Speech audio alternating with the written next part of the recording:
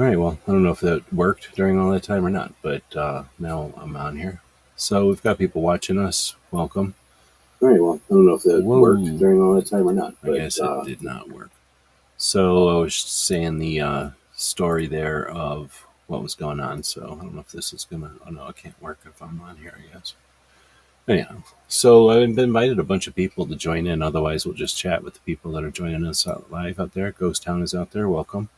And then Dale is out there. Welcome. So feel free to chat in or chime in on the topics of the night, which is AIs and why are people scared of it. I just noticed that a lot of people are afraid of it, and I don't think there's any reason to be. It's like being afraid of a car back in the horse and buggy days, or being afraid of a cell phone, maybe, or the internet. We're gonna, as humans, either evolve or not, right? So, aren't we pretty good at evolving? Didn't we do pretty good with the internet? Didn't we do pretty good with telephones and cars and everything else? Sure, there's some failures, right? There's bank robberies, but do we not go from horse and buggies to cars because of bank robberies? So we'll talk about AI tonight. And if nobody joins me, because they're scared, they're scared of AI mostly, scared of opening their minds to robots. Then we'll have a conversation with the robots here. So some of the topics we can talk about. I'm going to scroll up a little bit here. Let's see, would be AI influence in healthcare, finance, customer service, in the creative arts. Let's see. Then we could talk about case studies, which would be boring. Then we can get into predictive analysis and potential for discovery and diagnosis when we're talking about the medical and health stuff. We've got I guess you could say the what's the right word? Um, the efficiency of manufacturing and supply chains. Robots can do stuff pretty quickly. So logistics, they're going to excel in that. We use computers and spreadsheets, right? Instead of using pieces of paper that are spreadsheets. And did society collapse because we use computers for that? And we can hold a room full of data in a little chip nowadays, in your thumbnail size thing. That's all AI is going to do. It's going to make it easier for us to get stuff done, and it'll be correct. It'll be right all the time. So some of y'all have links if you're not scared to jump in. Let's see. Wood says we should not create a god. One, and then two, the massive job losses. So I guess we can star these because these are his points. Was this another one? Commercial drivers are out with AI, correct, but aren't inefficiencies and accidents? Question mark. Ghost Town is saying, should I just say Huck? Am I allowed to say Huck? It's not half as powerful as folks fear. It's not half as powerful as folks fear, and it's been used for decades. Anything bad folks do with it is already done regularly without it. Great point. I'm going to leave that up so we can hit that one again. Wood says it'll replace massive amounts of workers for sure. I don't think anybody's denying that. I think that one guy ran for president against Trump the first time. Was that right? In 16? That was it that election cycle? Some dude, he might have been a Democrat, but some dude ran on the idea that automation in general would replace the human, and it will. I mean, look at what happened to factories. We make our cars and things with robots whenever possible, and when there's some things like the chips. You heard of the chips? We have to make those with robots because we don't have good enough fingers to do it. Like robots have to do that. So, in some respects, I think what Huck's saying, we already have that exists right now. So there's links out there for people that are scared, that aren't scared to jump in and be part of the conversation. But Woods is saying Andrew Yang, is that the dude? Like I said, I don't remember what party he was, what color he was supposed to be wearing. But I'm going to keep going with some of the other things. Creative expression, the AI tools for writers, filmmakers, designers. I think that's just a very short list. there's really, I'm finding very few limits to what AI is useful in helping with. Then we get environmental applications, climate modeling, and smart grids. I wonder what a smart grid. Oh, and that's probably be like an electric grid or a network grid or things like that. That's pretty interesting. We could talk about that a bit if people are interested, because powering AI is going to be an issue for a little while, for a minute. Let's see. Then we have AI is an enabler. So that's interesting. Well, what does that mean? People are going to get addicted to the AI? We probably already have people that are addicted to the AI. I'll bet you there's people out there right now that are addicted to the AI. I use AI every day, multiple AIs every day, and I've seen people that are addicted to it. I know what it's about. Let's see, labor displacement. So that's one of the things Woods brought up.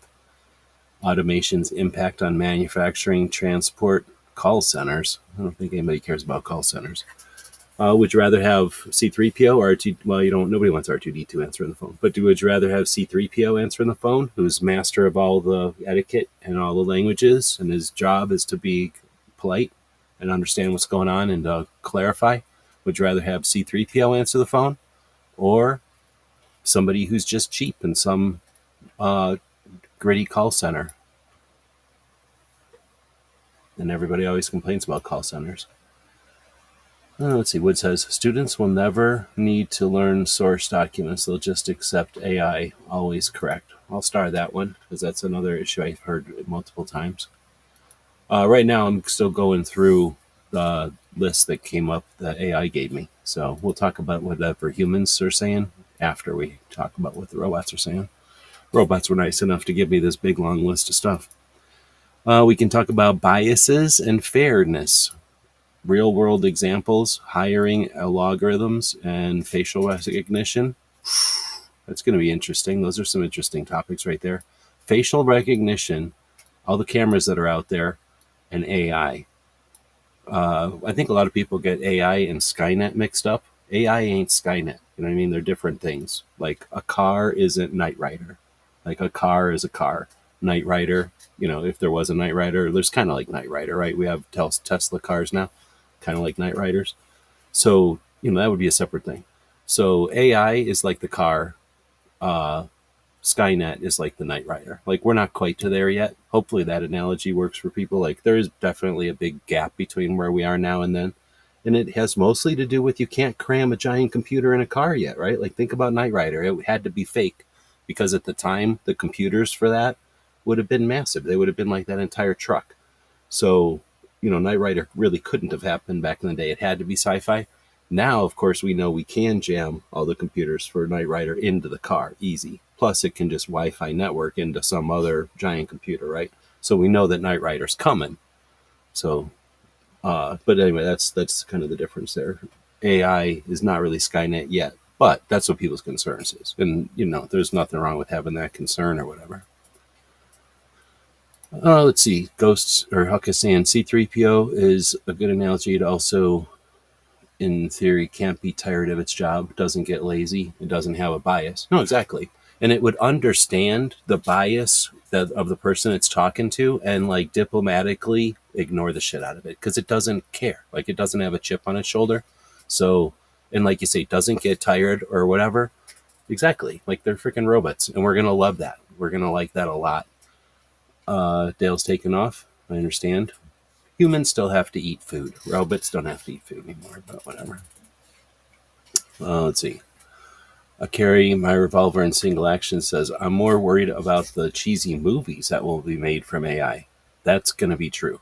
Although, at the same time, I was just watching, it wasn't Doom. What is this? Some video game.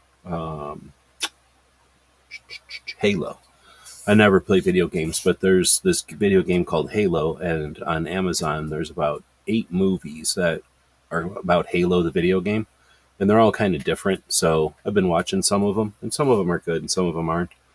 But the ones that I like, or some of the ones, I liked a few of them. Some of the ones I liked were very similar to the Starship Troopers cartoons that were out a long time ago in the 90s. And that was, I think they make these cartoons in a video game engine. Like, they just they're not making a video game, but they use a video game engine or environment or whatever, and they make movies. They make little scenarios in there using all the characters from a movie. So they look kind of crappy. They're fairly shitty, but at the same time, I like them because I like Starship Troopers, and I didn't mind the animation. So if you know what I'm talking about, that 1990 Starship Trooper stuff, uh, I think that would be awesome if you could just tell AI, like, give me another 12 chapters of this story from Starship Troopers. Like, give me the backstory to this event in Starship Troopers or something. That would be awesome. Like, I could handle like infinite stories about stuff that I like or whatever. But I don't know. They're going to be, I think we've seen AI go from dumb to nightmarish to pretty good to amazing to like people are questioning if they're even seeing it all the time now. So it's getting better and better. And it's like all robots. As soon as the robot learns to be better, from that moment on, it's always better. And every other robot that's listening to it is also always better. So we've seen like an increase in speed or rate if it's being good, and or how good it is, I guess. And that's not going to stop. And we're going to get used to that. So not sure how long the movies will be cheesy, but I understand what you're saying. But we will be able to just walk up to a movie theater at some point and say, like, let's say three or four people uh, go up to a movie theater. You went out to dinner or something. You go up to a movie theater. You're going to be able to go up to a movie theater and like say to the microphone or whatever, make us a movie about whatever, another installment of before Boba Fett did something on Star Wars, blah blah blah, and then it'll get the copyright that it needs. It'll check the canon or whatever, and it'll create a story based on the stuff you wanted to listen to. I suspect stuff like that'll start to happen, and then you'll be able to go in there and watch a kind of a custom version of whatever movie you want to watch, and that would be kind of neat. Let's see. What says AI will eventually be Big Brother 1984. Look, it's there to help you. I don't know how I'll keep highlighting these or starring them, but nobody's going to join in. This gets boring, but we'll see if anybody jumps in. I didn't give anybody any warning, but since there was nothing else going on tonight, I figured I would talk about AI. With AI, we lose our humanity. I don't think we lose our humanity, but I'll star these again. Let's see. I carry my revolver says they probably could do the whole of game story. It's bigger than the show. Let's see. Jobs take it away from the massive job loss. No, it is massive job loss, just like robots with massive job loss, just like other things that time, like the cars. When the cars happened, if Bob was here, he could tell us about. Oh shit, Gizzard's in here. Hold on. Hey, thanks for jumping in. Does this work? Yeah. Okay, you know how to work it. So thanks for jumping in. Feel free to. You can. I'm trying to remember. Do we see the start things when we're not hosting this thing? I don't remember if I see them or if Foss just doesn't do it a lot. So I'm not in this very often, except for on Saturdays. But anyway, I don't know if you can see the stars or not. I think you can. But Yeah, I can. okay. Feel free to hit any of them if you might want or whatever. But um, as far as what was I saying about the olden days or something? Oh, with the cars. Like once the cars were gone, or once the cars were coming in, and I don't know if I seen this in a movie or if I just assume this or if I seen this or not, if I'm just making this up in my head. But I think I seem to remember some kind of analogies to that era when the cars were coming in, that you'd see the people with the horse and buggies or the people that were just keeping horses, in general, or horseshoeing them, or all the different things associated with horses.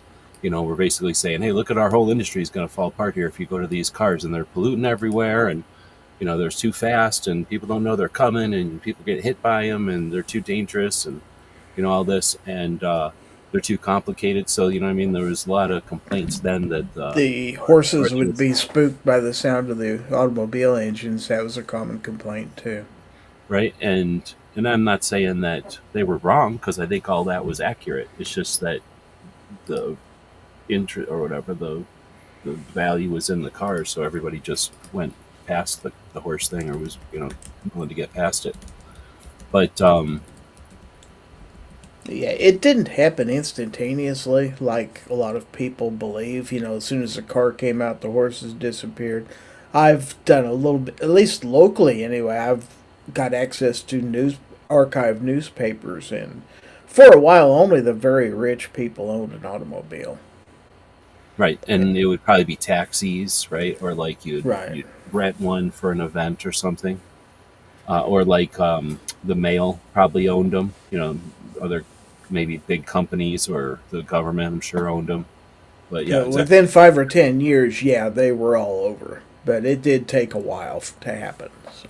And it takes the time for all of those original investors or original in what's they call that, like adopters, to to adopt it originally, and then once they like it and they get they buy their second one or third one and things start to become used, then there's a secondary market or whatever.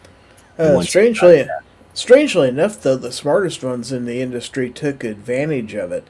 A lot of carriage makers, for example, ended up adapting their business over to the automobile side and stuff like that. And a lot of people who did that kind of stuff became car dealers. So there was a crossover. Some for people, sure. some people survived because they adapted. That one I always think of, because we did a lot of work on Chevys, the when you take apart a Chevy, wherever they call that part where on the door where the carpet gets clamped down by this piece of metal, there's like a The emblem running there. board, yeah. Is that what it is? And like on the inside though. So Hmm. when that has some kind of emblem on it, and I don't remember what. Fisher Look, Body Company, yes. yeah, yeah, and that's from, or maybe I've seen it in a movie. I think I've seen it in some kind of like promo for Chevy. But anyway, that comes from horse and buggy days, literally. Yeah, They Fisher Body Company made carriages, horse carriages at one time. Yes. And then when Chevy started making them, they made them the interiors for them, and then Yep. eventually they probably didn't make carriages at all. Like they're probably just doing cars, I'm assuming. The early cars were basically just adaptations of horse carriages where they modified them a little bit and added a motor to it. So it kind of have a hybrid industry. So going back to Wood's ones here, let's go backwards to these if you want. We'll see if anybody else jumps in. I gave that link, so it worked. So thanks for jumping in, Gizzard. And I mean, if you want to plug your shit, nobody pays attention to my shows, but we do your shows on, well, maybe Fridays again. Uh, it's looking that way. Let's put it that way. But Woods was putting a bunch of points out here that are fairly, like, I don't think he came up with anything that's out of left field or anything. Like, these are the kind of things that people are concerned about. One of the reasons I wanted to go live. So going backwards through them, he says in the 20s people starved to death often. That doesn't happen so much now. It's apples and oranges. So I guess I'm not 100% sure. And maybe I picked a bad analogy there, or went too long on that car analogy, on that side of car analogy. But I guess I'm just saying that the more I'm using AI and see what it can do and can't do, like I say, I don't know what analogy to use or how to compare, but the tool of AI is just so much different than the concept of like a Skynet or like something that can actually do something like a self-sufficient thing. We're just not even close to that yet. And the reason we're not just close to that isn't like, oh, they just haven't figured out the code, but like it would be at a scale of magnitude. We'd have to have computers the size of like office buildings running these things. And we just don't have that. It like literally can't even make that happen. China can't make that happen. So until we have some pretty big leaps, like we just don't have to worry about that.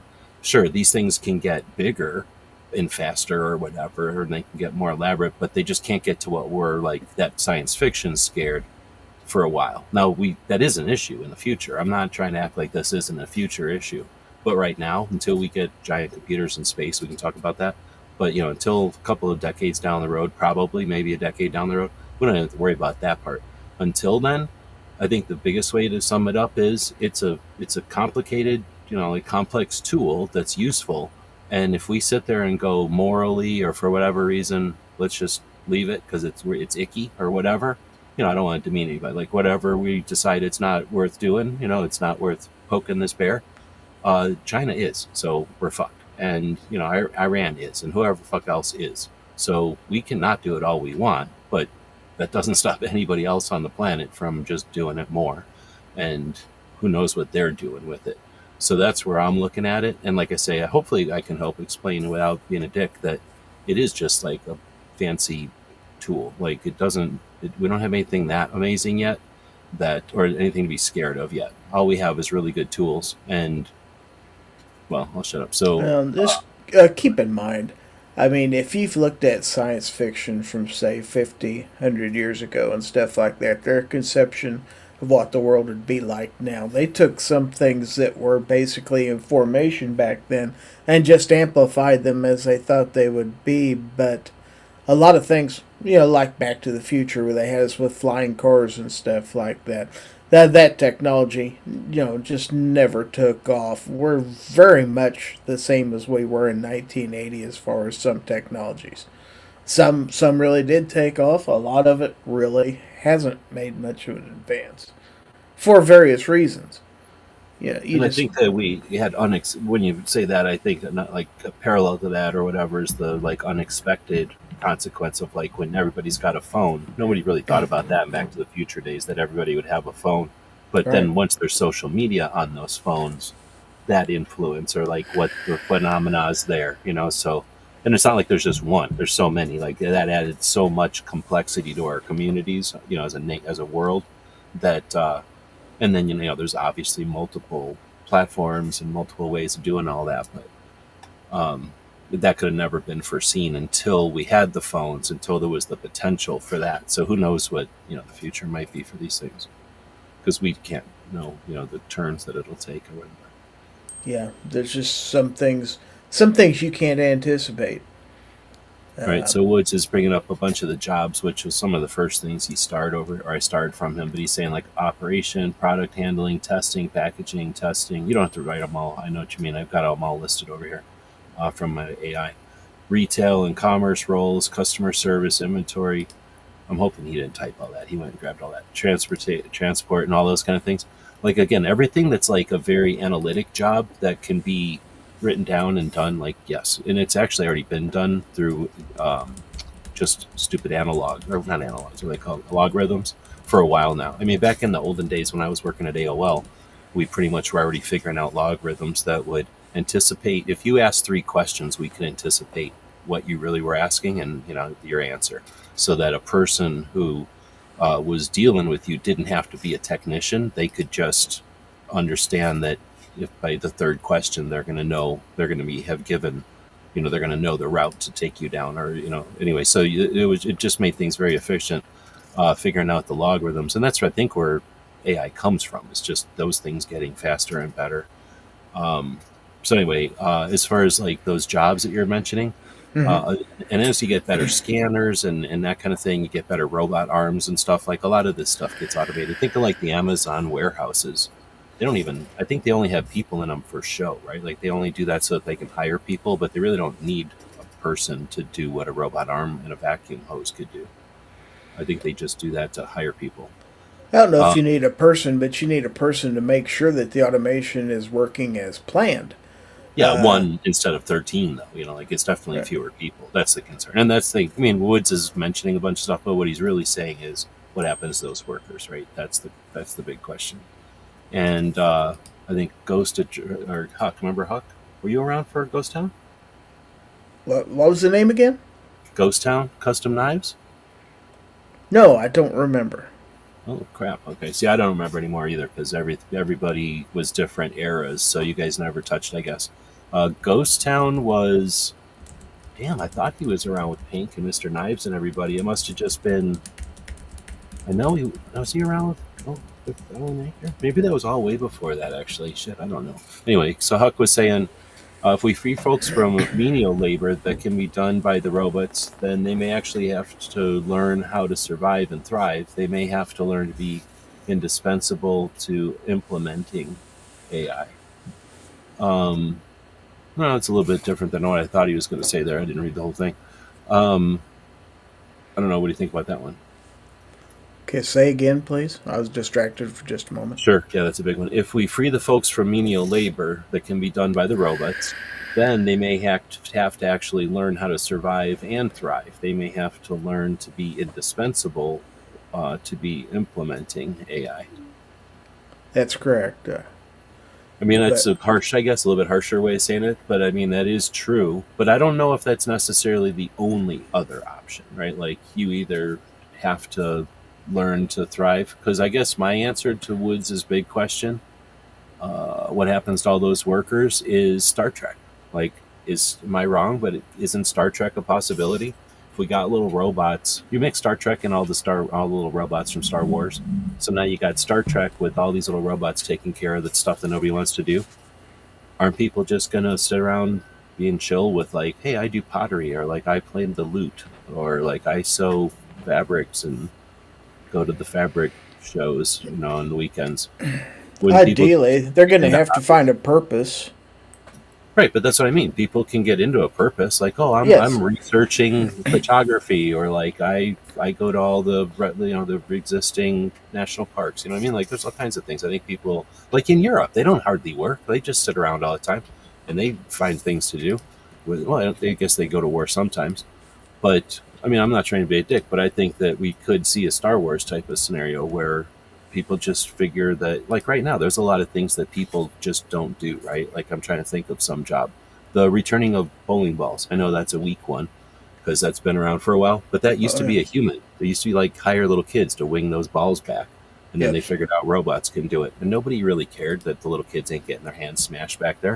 In fact, they probably were happy, and they probably would fuck off back there and not throw your ball back if they didn't like you, right? So having robots do it was probably preferable. It did, but there was a time where only the larger bowling alleys could afford the expensive equipment to do that, and some of the smaller ones stayed with the old technology. So it wasn't an instantaneous switch where, it just all disappeared all at one, snap of a finger. It didn't happen that way.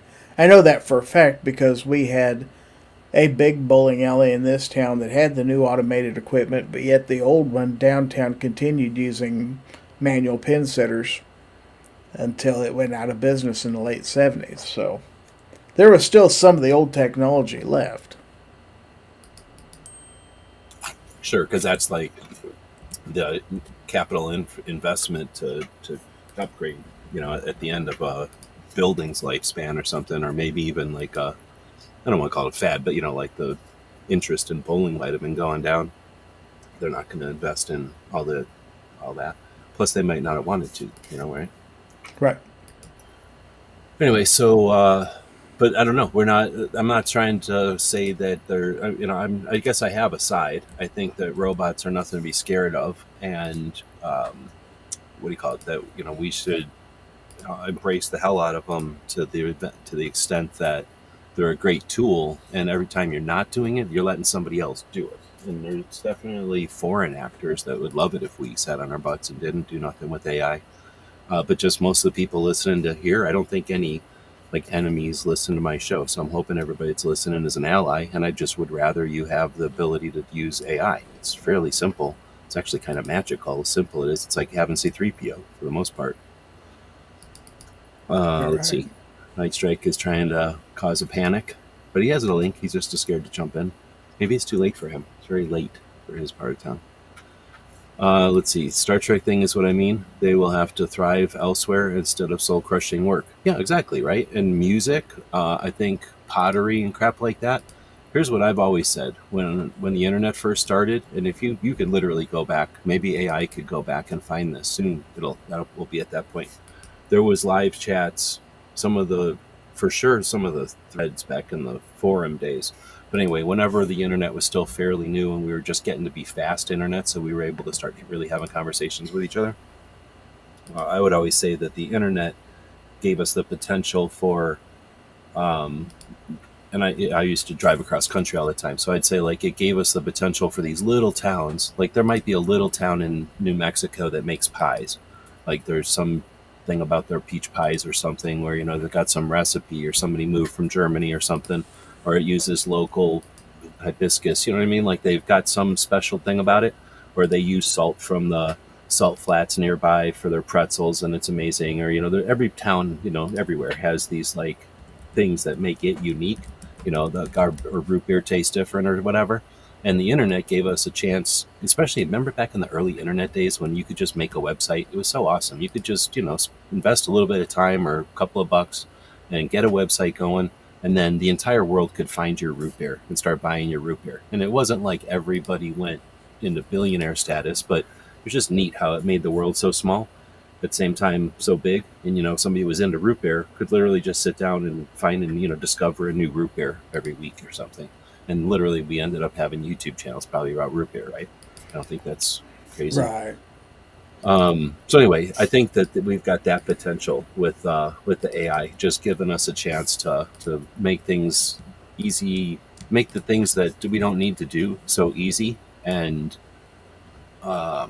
when you don't, I don't know how to explain about like the ripple effect, I guess, of like if it's real easy for someone to do bookkeeping and they don't have to hire a bookkeeper, yeah, that sucks for the bookkeepers for a while because now they don't have a job. But then it means that company can now do it at a whatever rate, and now the thing doesn't have to go up a nickel.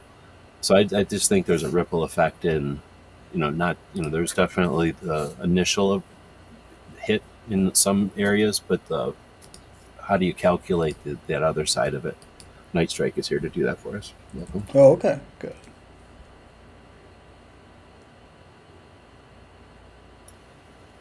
Wood says, or millions out of work and in poverty. I just don't see that.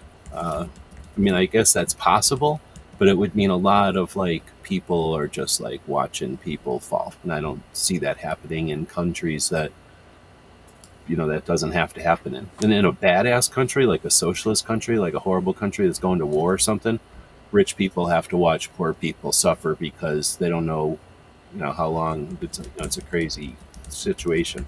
But in countries that aren't at war and stuff, like nobody lets people fail next to them.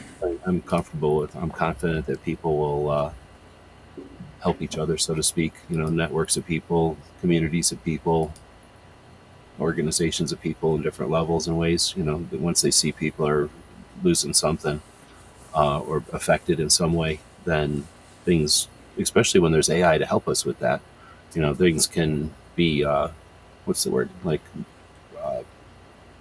done for them. People can come to rally to their defense or what. Right. Okay, so first one Wood said earlier is we should not create a god. So I get the concept here, but again, the AIs that we have now are, I don't know, does everyone understand how they work? Have you guys ever heard a very easy explanation of how to describe what the AIs we have today, the large language models, essentially, like how they do their thing? I don't know everything about it, no. I just know the basics. So the way I understand it, and from building stuff, is that you get a ton of data, right? So let's think about how we get a ton of data right now. It would be pages and pages of data, right? And you're going to scan that into a computer. So now it's like a Word document or a PDF that's pages and pages long. So how do you tell a robot to understand all that? And of course, it's going to be books and catalogs of books, right? In libraries of books. So how do you get the robot to figure that all out? Well, you chop it up into paragraphs and pages. And that's part of the kind of equation of the logarithm that make up these AIs. So you've got this data that you're going to give it. You decide you're going to rip it into pages or paragraphs, or maybe you're going to rip it into whole books because it's data that's not that complicated. But anyway, you rip it up into pieces, and then you give it to this robot, and it's going to use a little magic process in its programming to put that into a three-dimensional database. So if you had to think about if you needed to learn a whole library's worth of data, you're going to take all the information about fish and put them over here, and all the information about cars and put it over there, and all the information about rocket ships, and it's going to go over there, so that you kind of can get back to that data. And that's what the robots are doing. They're going to take that data that we give it in pages, and they're going to put it into this three-dimensional database that is a relational database, or there's all kinds of weird names for it, but a database that takes a lot of computer power, and it's a complicated database, a three-dimensional database. So now the next step is you need to have relationships between all this data, so it's not just a pile of useless data. So think about those pages. You're going to overlap those pages a little bit. So maybe you overlap them a couple of sentences, maybe you overlap them a couple of paragraphs, but now the robot can keep the data as a congruent or whatever, like set of facts, but it can also isolate it into its vector database. So that's basically what it is. I don't know if that worked, but that's how I've understood it. So basically, all a large language model is this robot that takes data, puts it into a really complex database so that it can be reclaimed effectively. So that's all we're dealing with. We're not dealing with like magic. We're not dealing with something that can, like, what's it, Whopper, that can decide to take over all the silos. Like, we're just talking about kind of complex logarithms, and they exist like in a set of computers. So there's nothing to jump out, and there's no way for it to jump out. So we're dealing with tools still. We're not dealing with, We're not dealing with Skynet yet. yeah, right. So like I was saying, Skynet is kind of like Knight Rider, and we're dealing with cars. Like, we're just dealing with regular old cars that can, put gas in them and go. Knight Rider might be the future of cars, but we're not at that point yet. So as But far as, go ahead. I was going to say, you are dealing with technology, unlike cars, technology that can correct itself somewhat, correct its mistakes. It can accept user feedback, and maybe it made an assumption that's incorrect, and the user gave that feedback. It's like, okay, I'll learn that. I won't make that mistake next time. So that's, the learning aspect of AI is it doesn't always assume everything it knows is 100% correct. It gives you what it thinks is 100% correct, but is adaptable to its Right. own mistakes. Yeah, for sure. That's a great point. And the big AIs, the ones that we don't even get to play with, are the ones that like run the cars, right? The autonomous cars or whatever they're, and things like that. Like, those are the big AIs that use the real data, and they're, like you say, like they're kind of at the next level. It's a little bit magic, so I don't want to act like it's not, like it isn't. Like, you can. It's almost like you're put in X, like you put in 2, but you get out 5. It's like, how's this happening? But it's almost like air conditioning. Like, if you really look into it, it's just that phase trend. It's the phase change, energy thing. So it's not like we're really pulling 5 out of 4. We're really just doing um, some interesting math, really. Wood says, does AI grow exponentially? It can, just as computers get faster, we're to the point at this point where, for as I understand it, we really can't make computers any faster or compute like copper any thinner.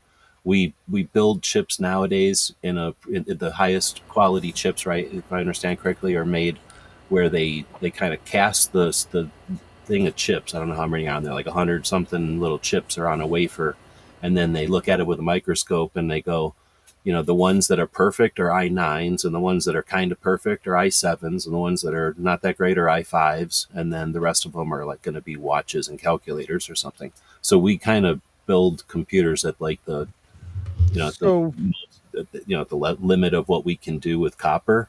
So I don't think they're going to grow faster like that way. But like, we have limitations with temperature, like how much heat these computers produce when they're doing their thing, and then how much power they take to create that heat.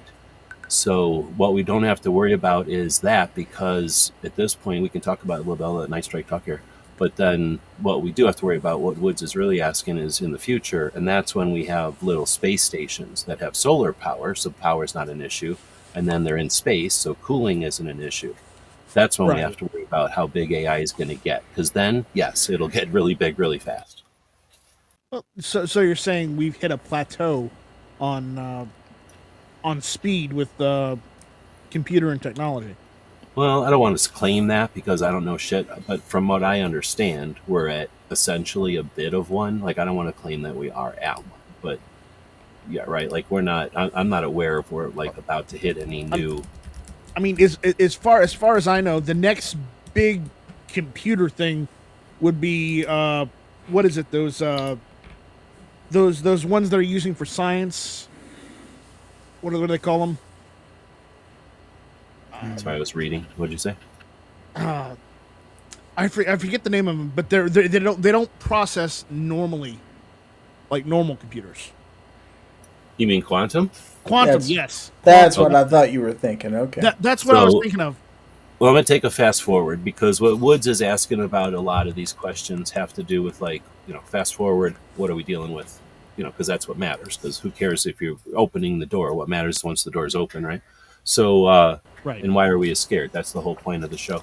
So here's the thing: when you talk about quantum, the one side of the fence would say, so quantum in a nutshell is right now computers, because of the way we are humans and we created the things in the first place.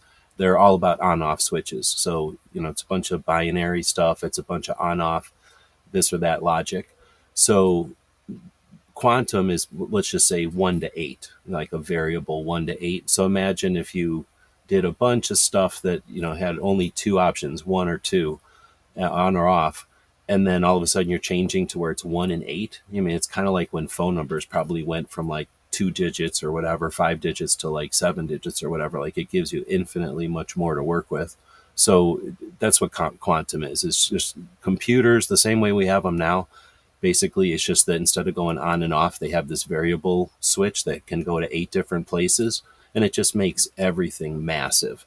And because it's so massive, because it's so powerful, everything that exists in this on-off world is like a joke, little baby, garbage, like simple nothing to it. So that's where once you have quantum, you lose all your security and everything that we think is so fancy today. Like, we have, security that'll take a giant computer with brute force like 48 days to open the code or whatever. Once you have quantum, it just opens. Like, none of that stuff even happens anymore. So the issue there is, that's the science fiction, right? Like, the quantum future is these crazy computers that are just massive in scale to what we have now. Then the question is, what does AI look like on a quantum computer? Right. And then but then the question is, how do you power a quantum computer today? We'd barely even have the concept. I think we might have some examples, but we don't have it like on the shelf at Best Buy or anything like that anywhere near yet. But I guess I'm jumping all around here because it's not like this is scripted. But the concern would be that in some order, you get AI, which helps you build the next computer, which helps you build the next AI, which helps you build quantum, which helps you build the quantum computer, which helps you build quantum AI. And now what do? And that all happens really fast. And if that starts happening in space, or if that starts happening, maybe it's like they figure out, if we take some of these what they call super boats from China that are for shipping, and we just put a bunch of servers on them and set them in the ocean. Well, that's pretty cool. And if they just weigh, the power of the ocean rocking it around powers it, we just set up our AIs that way. So if we have giant AI robot brains in the ocean that are just powered by the water sloshing around, how fast does that turn into quantum? Night Strike would tell us that. If I had the answer, I would. I think But that's But they're saying quantum computing in the next 10 or 20 years is going to be the next big jump from what the computers we have now to that. But people act like years. AI is just something that just happened. And the concept of AI has been around for a long, long time. Oh yeah. Started with self-modifying code and that's been a thing for a long, long time.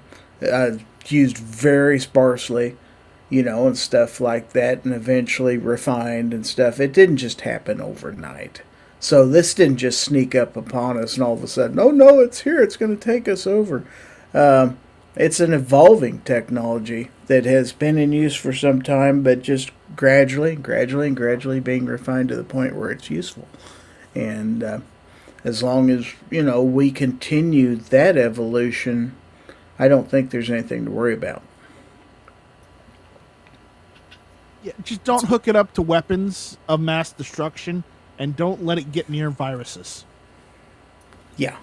Well, the virus one is a thing, because there is that aspect that they use AI for, what do they call it, like modeling, and I don't know, but they do use it in medical, because a lot of that stuff can be theoretically whatever. I meant computer viruses. Oh, I didn't think about that. I'd hardly even think about computer viruses. I probably should. Yeah, that's interesting. I never thought about that. But again, it would have to then, right now it's like a thing. You go up and you put a quarter into it, and then it'll tell you whatever, like your fortune or something, and we're all like, wow, this is really neat. The problem is we forget we have to walk up and put a quarter in. So it's not to the point where it has anywhere to live where it can be alive. Like I say, it costs too much. We pay $20 a month to use this stuff.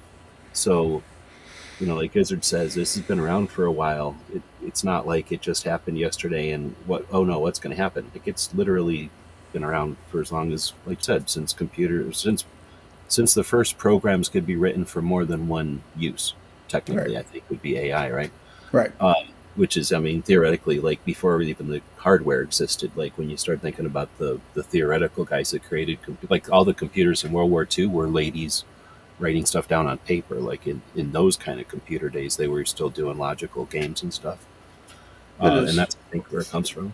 as far as it, putting people, out of work and eliminating the need for humans entirely, let's take a technology that I'm old enough to remember when it came into, and what's barcodes. I'm old enough to remember when stuff in stores didn't have barcodes, and literally you would have to have people go and put stickers on each item with the price, and then you'd take them up front and they would have to manually key in that price into a cash register and stuff. Horribly slow manual process. Barcodes allowed that process to speed up, but did it eliminate jobs? Not necessarily. It just made it a lot more efficient to run a store and stuff like that. Processing of people in and out, it actually allowed the store to process a greater volume of sales and stuff like that, but it didn't eliminate jobs per se. Those jobs were still needed. Just kind of shifted what people did. But And how much time they spent on things, right? I right. remember the Mark of the Beast and that the whole idea of like scanning the barcode was really concerning for a bunch of people when it first Oh, came out. people hated it. It's like you're going to put all the checkers out of business. No. And you've had stores that's tried to implement self check and stuff. Well, that has its own set of issues, as we found out over the years too. So we've kind of had to dial back on a lot of that. People don't like it. People can take advantage of it. Then you have to have technology to keep track to make sure people are being honest.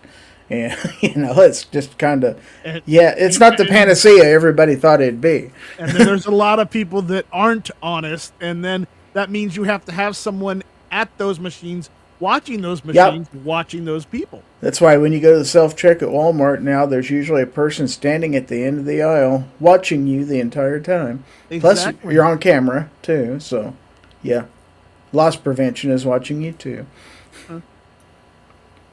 So Woods asked earlier, have we heard of the paper? I think you said paper clip theory, because he said paper clip theory is known as the paperclip maximizer. Is a thought experiment illustrating the potential dangers of AI when tasked with a seemingly simple.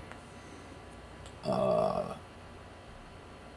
think I've heard of that though, where it asked like to do something about paper clips, and it was like, oh, okay, and it came up with like the conclusion that it needed to kill all humans because they were in the way of the Progress. paperclip production or something. Like it escalated pretty quickly, so to speak. Well, and as we stated, the concept of AI has been around forever. I mean, just look at the books from way back in the day from Asimov.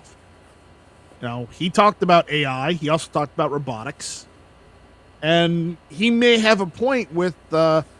We may have to eventually, with AI, we may have to instill certain rules so that they don't become like Terminator. Oh man, they're talking about all kinds of cool stuff. So I'm trying to go back. I don't know if CH is, who is CH. Is that Charles Heller? But I think I got back to, does AI grow exponentially? We've mentioned that one, right? I don't think I mean, it would like to, I'm sure, but it's not left unchecked, and it doesn't really have its own anonymity or whatever yet, and it doesn't live in some like world where there's power for it and stuff. I heard some interesting stuff on an interview that I just got done listening to as this one started, from a guy who runs a company that's making nuclear power plants. And instead of actually, we got Gizzard in here. This is interesting. Do you know about a place called CEO of General Matter? I guess just General Matter must be the name of the company. They make power plants. He said they look like Amazon warehouses because they don't need cooling towers and all that anymore. These are much smaller, and they're meant to be hundreds of them instead of dozens of them, kind of infrastructure. And they're 6 years out or something from realistically having them installed. I do know they are looking at smaller format nuclear that can be deployed as needed and stuff like that. That is a real thing. Yes. Yeah, that's what this guy does. So he started with SpaceX, and then he just had a bunch of money and did stuff, and this is what he kind of settled on working on. So because I guess our power infrastructure is way behind China, and for these AI reasons, we need infrastructure. So anyway, I know that they were just talking about some interesting stuff, like maybe in Kansas, for example, where you've got, I think the west side of Kansas, it's got to be a pretty big player in the wind energy thing. Like, I mean, I've been not everywhere, but I've been a lot of places where there's big fans running, and Kansas definitely has some of the biggest. And we've got our share of them right around here. Yeah, I don't have to drive far to see them. Yeah, I've only ever been out by, where is that? Where I went, Dodge City, and so out in the west. But so anyway, I'm just saying, like, you've got these places where there's wind power, and if you don't need it for something, like if there isn't a giant plant using it, that power is just sitting there. So that's where they'll put big AI farms nowadays, is they've picked up all these places on the grid that had power basically in reserve, and they've put AI factories there. So we're at a point where we need way more power, and the AIs need as much power as we make right now, and they've taken all the spare power. So we're now at a point where the AIs will be kind of fighting the rest of us for how much power they need. And we need to give it to the AIs, honestly. We should all just turn off maybe you could turn off your ACs during the day. Yeah, AIs need power too. So will they grow exponentially? Like, I just don't think they can right now. But I think all bets are off once we start doing stuff in space and building stuff in space, and we have little, I'm not going to call it a Death Star, just little orbiting moons that are power plants with AI brains in them that can make their own new memory, right? Their own new hard drives, whatever else they need in quantum land. And, just out of passing meteorites and stuff. Imagine, like, in the future, a meteorite comes flying towards the Earth like it would have been dinosaur ending back in the day. And in the future, our robots just grab it and, like, turn it into more orbiting computer planet moons.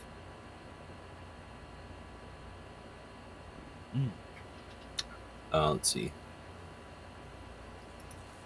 Woods asks, what can they do in 10 years? We have no idea. We can't predict that. I think that's true, because they are growing pretty quick. I think Gizzard is right, but I also think, I was going to add to what you were saying before, they've been around for a while. I think they're just kind of publicly improved a shit ton in, like, 3 years or something. So I think that's why everyone's like, oh wow, like, they can make movies and, like, they can do stuff. And there's the whole, like, let's generate fear on the, like, what do they call it? Deep fake shit. Like, AIs are you never know what's real anymore because of AIs. It must be awesome for cheating husbands to be able to, like, yeah, you can't tell what's real anymore, right? That was oddly specific, G. I was going to say cheating politicians. I'm not married. Maybe I should have said cheating politicians. Maybe you should have. That was oddly specific. Interesting. Do you have a background we don't know about? I'm not married, so. Anyway, so it's It's not all it's cracked up to be, trust me. Yeah. Let's move on from that. Ghost Town or Huck is saying it's not an entity. Calling it AI is like calling a video game enemy AI. Yeah, well, like a theoretical enemy, I think he means, or.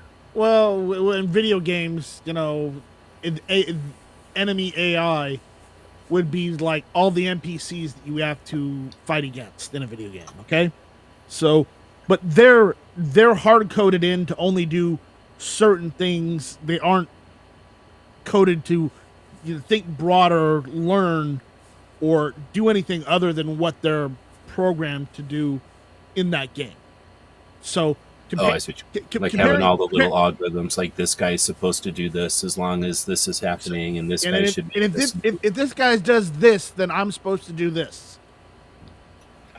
Gotcha. You know, and that's that because video game AI isn't AI. It's just all pre-programmed. So compared to actual AI, where you've got as you said, the language learning model, and it can actually surf the internet and learn more things. Right. Like I don't know how video games work, but I could just from my vague ass notion of how AIs work. Like let's say like you said, like a video game is typically the character can come up and interact and go left or right or go up or down or maybe say this or that, and then the programmer anticipates all that. And if there's a place where the programmer didn't anticipate something, then you can go up to a character and it just won't react, or like you can slap it in the face and it won't react because the programmer just forgot to make that little glitch or whatever. So I could see where AI gets told, have this general blah blah blah, like make this guy act this way or make that person act this way, and then it just kind of fills in all those blanks so that there doesn't have to be a gap in programming because there kind of is no programming. It gets programmed by the AI as it happens. So I could see games using AI to kind of change going forward, but I don't know if they actually do that or not. I've never programmed. No, they program them and they hard code them. And it's partially because otherwise people would glitch it or it would have weird loops, right? And like it would just be a waste of time. It would deviate from the story. Yes. Yeah. Aldo's out there. Welcome. Oh, Woods was saying, can they go hive mind? And I think we got to wait a while for that still. They have to be still a way more in the future. We have to let them talk to each other often in order for that to happen. I'm wondering, I was watching something, a really shitty movie, but because I've been thinking about all this AI stuff, it made me wonder. So it was some movie, like a bad sci-fi, and the ship had an AI, like kind of interface with the pilot. And as they were flying around or whatever, the pilot had to fly, but he could also just sort of say stuff to the ship, and it would, do that. So I'm wondering, with the robot cars and stuff, if we're not going to see that kind of relationship with AIs, where I don't know, they have like a personality, like a butler, I guess, like a C-3PO. Like it maybe if they're not a robot or not, but like in some of these sci-fi movies where like the house has sort of a voice or whatever, and it's sort of like a butler, and it can open doors and shit, but it doesn't have like a robot that walks around, but like it can, do things around the house. I'm guessing like people have Alexia, sort of like, or Alexa or whatever that thing's called that people buy. Mm-hmm. Like I can see that kind of growing or evolving. Well, just remember a couple things. For one, AI, if you design computers to think like humans, you're going to design computers that make mistakes. Because human minds make mistakes. Sometimes they make invalid assumptions and stuff. AI is not perfect. We all know this. We've played with AI. It can be fooled. It can go places it shouldn't go, stuff like that. So, it's never going to be perfection. If that's what you're expecting, it's not going to happen. Secondly, it's only as dangerous as we let it be. When we design these systems, you've got people who can design safeguards, people who oversee and stuff like that. As long as they continue to do their job, we're fine. That's my opinion on that. I agree. I don't think you're going to design a machine that's so smart that maybe 10,000 years from now it might happen, but I think, people design AI, you can design safe AI. You use your head to make sure that it has its limitations and lives around those limitations. So it's not a panacea. It's not, not even the smartest human mind is infallible and stuff like that. So AI is just that, it's a thinking tool. It can, solve problems, much like a human can solve problems and stuff like that. But it's not perfect. We're not perfect. But it's definitely, it's kind of like if you have one person's trying to solve a problem. If you bring in 9 other people, you're way more likely to solve that problem because you got more minds working on it. And that's kind of what AI does for you. Why not just to play devil's advocate, but then we got a couple of really good questions or points coming up here. But the I think the not the fear, but the concern would be from the folks out there that are anti-AI. Let's say, I think you're allowed to call them anti-AI. Their concern would be, is it going to be violent or dangerous? So you might be, they might agree with you on all that, but the concern is that, inadvertently or, like we're about to hear in some of these comments, like it may be intentionally, because with good intentions, it does some heinous shit, and it has consequences. I see Ghost Town Knives comment out there, and all I have to say to that is, if you're listening to this, you are the resistance. You remember Huck? Night Strike? Yes, I think so. Okay. See, I don't remember when everybody kind of layered, when everybody overlapped. I'm gonna have to jump out, so I wish you guys a good evening, and give me a link to the next one. Right on. Yeah, thanks for jumping in. Alrighty. There was nobody live or doing anything, so I figured I'd jump in. All right, I'd start a live one and invite a bunch of people. Sure. Let's see. So CH, whoever that is, says you will not be notified when they have decided on their own agenda. Not like they'll announce it. We already see deceptive behavior by the LLMs. That's a great point. And although I understand that they're tools, they're also just like any tool. Like it'll chop the tree branch, but it'll also chop your finger if it's in there. And it doesn't know, unless it's some kind of smart, thing. It's not going to know that your finger's in there. It's just going to close and chop whatever's in its jaws. And that's where, they'll confidently tell you just made up shit because they don't care. Like they're not like thinking. They're not like out to get us, and they're not really trying to help us. They're just doing a bunch of stuff really fast. So if you don't give them the right parameters, you don't ask them the right shit, it's a matter of, if you don't give them the right data to look at, then they will just make up data. And that, again, when you start talking about making decisions and stuff, that's where it can be concerning. I'm sure. I don't want to keep saying people get scared, but concerning, I think, is a good word. But if you're envisioning a world where AI takes everything over and has no use for humans, think about that for a minute. AI still requires power. Like the Matrix, like it needs something to push the buttons and move the batteries and right. Right. The AI isn't going to go out and mine for coal or anything like that to power the power plants that supply it with electricity and stuff like that. It's still going to require people to keep it going.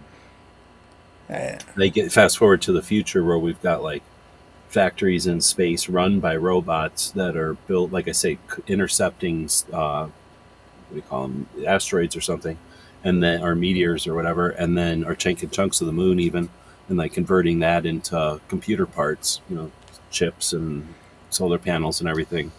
Then we have to worry about AI deciding, hey, fuck humans, we can do this all ourselves. We don't need them dumb things breathing air all the time. But that's, again, pretty far in the future. Yeah, I think so. And I just think, we have to be careful with the technology and design it accordingly. It's, it's as dangerous as we are careless. How about that? And right now, I think you're 100%. Like, we're building it. Like, we're writing the code and that kind of shit. Like, we use it to write the code, but somebody who understands code is writing the code and watching it write the code, reading it and understanding it. It's not slipping in like a whole Skynet underneath of somebody's nose at this point. But when we get to the point where we're like sitting in a spaceship and saying, hey, AI, you're not fast enough. Can you really quick make one that's 10 times faster than you? And then, install that one for me because I need to be able to do something, and it does. Like, then we have to worry about it. I think, again, like that's in the future. And think about the things you use AI for. You use AI maybe to, I've seen you do it to give you an outline for a show. I've seen you use it to make thumbnails for a video and stuff like that. But you provide the input. You also go over the results and make sure they're what you wanted. Sometimes you have to ask 5 or 6 times, and tweak your input to get the output you desire and stuff. It's not like it's just magic where you tell one time what you want and it comes up with the perfect thing. It's so. It's still definitely a feedback type of thing where it arrives at the correct result because you've given it continued feedback. Well, I didn't want that there. I wanted it here, or I wanted a blue sprocket, not a green sprocket, and please don't make it twice the size of the chicken, stuff like that. So No, that's a great point. It's kind of like it's a 5-year-old or something, or it's like a little monkey. I guess a better example because it's got a whole brain of its own. It's not like it's young, it's its own adult monkey. But if you told a monkey, "Hey, go across the room over there and spray paint on the wall," it ain't going to be able to figure all that out. You can walk the monkey, and take its hand and walk it across the room and give it a spray paint can, and then you encourage it to spray paint the wall, and it might eventually do all those things. But like you say, what we present as like, here, this was spray painted by my monkey, doesn't include all the effort that you put into getting the monkey over there and helping it do the thing, facilitating essentially. Because otherwise, the fact that there's a monkey spray paint in a wall, they would have never come together and been, the final result unless you had that influence. I don't know if that's a great analogy, but I think that's pretty much what you're right. Like, you can't do nothing with AI and just walk away. Like, you can't say, "Hey, take over the world," and walk away, because what it'll do is walk over and pick up a world atlas and stand there saying, "Mission accomplished." Yep. Right? Takes you literally, yeah. Yeah, and you have to be there to, again, like, kind of prompt it along. Oops, sorry, I didn't mean that world. I meant blah blah blah. A lot of the things we do with language as humans, a lot of it is just we understand each other and understand what we mean. But if we take that literally and have a machine interpret what we say literally, it doesn't make any sense at all. It's much like the analogy of somebody 1,000 years from now picking up somebody's diary where they say they quit smoking cold turkey, and they say, okay, so 1,000 years ago people actually smoked turkeys. Well, that's not what that phrase means, but taken literally, So, No, dude, they would have actually probably thought, like, okay, that person stopped cooking turkeys in a smoker, right? Because they weren't thinking smoking, right? No, it's 100%. And they would confidently tell the people in the museum about how they were, that's what happened. It says it right here. Vulcan has a great point. Stop imagining things. AI is a bunch of if statements running through a chip as fast as possible. Stop watching movies and thinking that they're real. Video games are not real either. That's a great point, because I think we kind of tried to make that point before. They are not that difficult once you actually start playing with them. They're kind of small. I mean, they're powerful, they're fast and neat, and it's kind of like magic that you can just talk to this thing like C-3PO. But just like C-3PO, he might fit in the cockpit of the Millennium Falcon, but C-3PO ain't flying that thing. Like, if he did, he'd suck at it, right? Like, so, like, the robots are really clunky still, and they're kind of neat, but they're also almost just above toys. Like, they're just above gimmicks.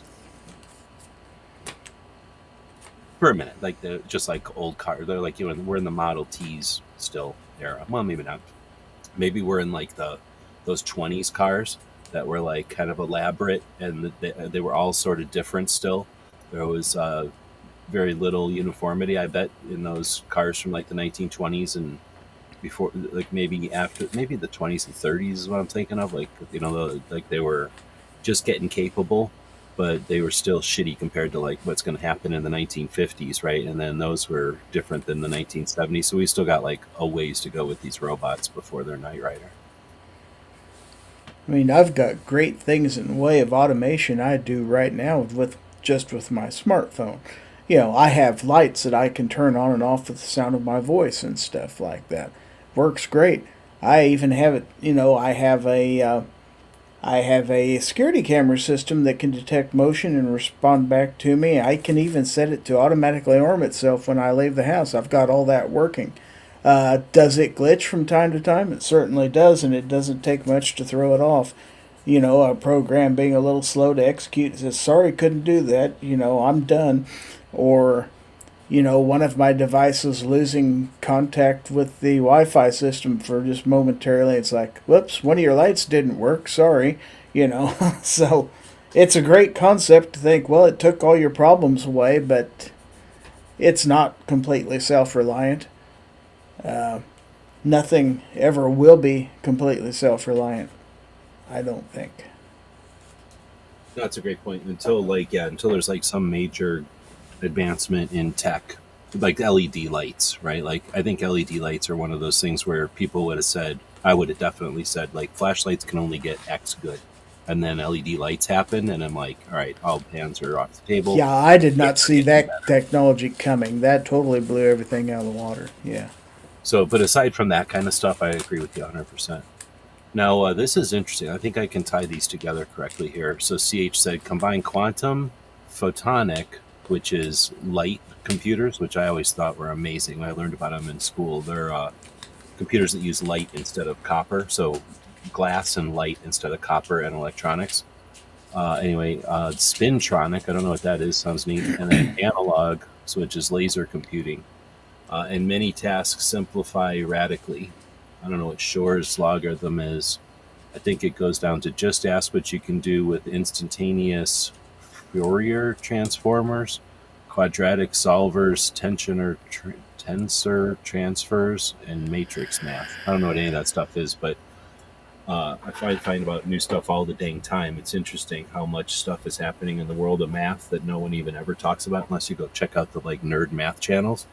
I don't know. I guess it's just not cool to find out like the advances in quantum, but there's crazy advances. Like people are understanding all kinds of interesting stuff. Mostly it's community. I think like the fact that nerds can get together and like understand that like some math problem has never been solved. So let's like brute force it or something, or like I don't know. Have you seen the thing about the mosaic tiles that was fairly recent? Mm-mm. Oh man, like if you take, how like MC Escher makes those like Yes. interesting tiles that merge together. Yes. There's some math and stuff behind all that, and there was like a question of whether or not there could ever be this tile that fit these like parameters, like it could be self-repeating but not upside down or something. And then essentially somebody figured out like, oh yeah, you can. And then like just farting around with it and thinking with it, they figured out, if you curve the edges, then it turns into something that you can turn upside down. I forget the details, but it was just neat to kind of, we live in a time when people are discovering stuff that people thought were going to undiscoverable because the numbers were so big. But when you kind of remember how the screensaver phenomenon happened in the olden days, Mm-hmm. what was it like? Our screensavers were doing something. What was happening? We were unscrambling some shit. We were all helping SETI, I think. Oh, I know what you're talking about. Life or something, right? Yes, so there I was remember some that. massive joint computing efforts that have happened, and now computing is just not really as expensive as it used to be, so it's not such a big deal. But anyway, it's that kind of concept that together, like a lot of stuff can be accomplished. Another thing to remember about technology is it's never 100% encompassing. For example, cars, at first, like we said before, only rich people had them, then eventually everybody had them. But it's never happened that everybody has a car. There are places in this world where there still aren't cars, and people get by without them. There are still people who can't afford them, and there are places where horses are still used to get back and forth. In the mountains, that's about the only way you can do it and stuff like that. Barcodes in grocery stores. There are still stores that manually price things to this day because they're a small scale. They can't afford the new technology, or it isn't appropriate for what they do. If you're going to set up a lemonade stand, for example, you're not going to put barcodes on your lemonade. You're going to manually price that stuff. So it will still happen. And there are people who don't use smartphones. We all know this. So technology is great. It might be used by 80, 90% of the world. Well, maybe in the civilized Western part of the world that we know of, but there's an awful lot of the world that isn't us. So, technology, I don't think will ever be AI and stuff like that 100% across the board everywhere. It's going to take over everything. Not unless it goes into the jungles of the Amazon and stuff like that and starts taking things over there too. We'll have like night rider cars. I'm worried about Guam though. If there was cars on Guam, potentially everybody could drive over to one side, and then the whole thing would flip. The whole over. thing would fall over. Yeah. Yeah. But I mean, eventually, just like I don't know, like other advances, electric windows or what do you call them? Uh, Not automatic steering, but I guess automatic steering too. But whatever it's called after carburetor. But Fuel injection. thanks, fuel injection kind of just spread. So yeah, there's still instances where it won't work, but for the most part, everybody's happy to have the advance of fuel injection. So as soon as there's and like radios in cars and shit like that, and GPS units in cars. So once there's like a Night Rider plug-in that you can put in instead of a radio, I'm sure a lot of people will get it, and it'll be in a lot of cars. But like you say, like some cars will be like, I don't need that, and other ones will be like, I can't have that. So they'll never be everywhere, like you say. I agree. Aldo says AI plus quantum, whole new level. The fact it can process fast and accurate and think for itself, kind of, can be bad, can be good, up to programming. And the thing is, do we trust the programming or the companies? And that's a good point. That I think you kind of mentioned that it's all about, since it is just software, it's like how you build it. But then even if you get it involved in building itself or building the next version of itself, there's still that human who's like looking at that and going, yeah, that makes sense. Or like, what are you thinking, robot? Why did you put all this part in here about I control the world or whatever? And then they just erase that part. Right. Let's see. Look at the way Congress is from Vulcan Rumble. Look at the way Congress behaves. Congress is not getting exponentially more intelligent either. AI will also make all the mistakes that Congress makes. That's an interesting way of looking at it. It's quite the analogy. Yeah, and I don't think it's wrong. Like, right? I don't think AI It's is in not. any way like 100% perfect. I think just like if you had a really good tool or a really good piece of construction equipment, you can still break it. You can still like, jam it into a rock or something and like, not it won't work right. But the difference is Congress was designed to be cumbersome on purpose. No, that's a good point. Yeah. And people forget that it's designed to be tedious and long and very difficult to make anything happen so that no one can just ram shit through. Right. CH says just what you can do. Oh, that's the rest of that one. Huck is saying AI is to Photoshop as a power drill is to a screwdriver. Except AI is in Photoshop now, so it really does a really good job. You can just like scribble over an arm, to like erase the arm, or like if you had a kid or like a thing in the grassy field and you wanted to make it a nice picture, you could like just erase the thing that's in the way. Well, for example, on my iPhone, there's a picture taken of me when my granddaughter was born this past December. And in the background were some of the things that my daughter and son-in-law had set on a counter, which kind of made the picture less nice than it could have been. But they have this editing tool. It's called correction, or basically, where you can take and circle something that you don't like, and it can basically look at the background and decide, oh, let me erase that for you, and it can interpolate what the background would have looked like if it wasn't there and erase the object. And I basically cleaned up that picture to look much nicer just with that technology. So, yeah, that's fantastic.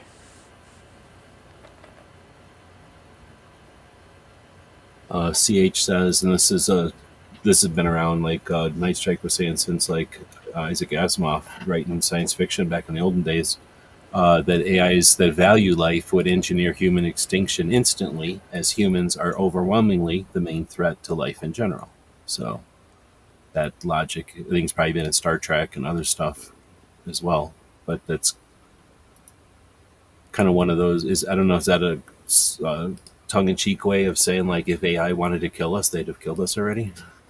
Kind of. Woods has a good point there, though, that again, it can, like we were saying, like if it said take over the world and it went over and picked up a world atlas and considered it done, it just as easily could go freaking pick up the nuclear football and trigger World War III or whatever, World War VII, and what do you call it, end the world or whatever, because it was thinks it's doing, it's doing exactly what it thought would be the best thing to do.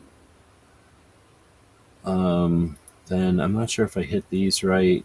Vulcan is saying my degrees in computer engineering, they were talking about that 20 years ago. They have never shown what they want to do with it. Stop listening to the media bullshit. And that's the thing too, when people don't understand it, that's hopefully what I'm doing too, is like, so we're not, I'm not trying to make like this a lecture on it or anything, but by talking about it as someone who's used the shit out of it and I pay some attention to it, I'm not like I look at it, I use it every day, but I don't go research it every day. But every once in a while, I do try to figure stuff out, or I find out about a new one. So anyway, I figured, just hopefully this will be enlightening, if not, interesting because of the conversation, the back and forth discussion about it. I think Woods and others for, different opinions on it.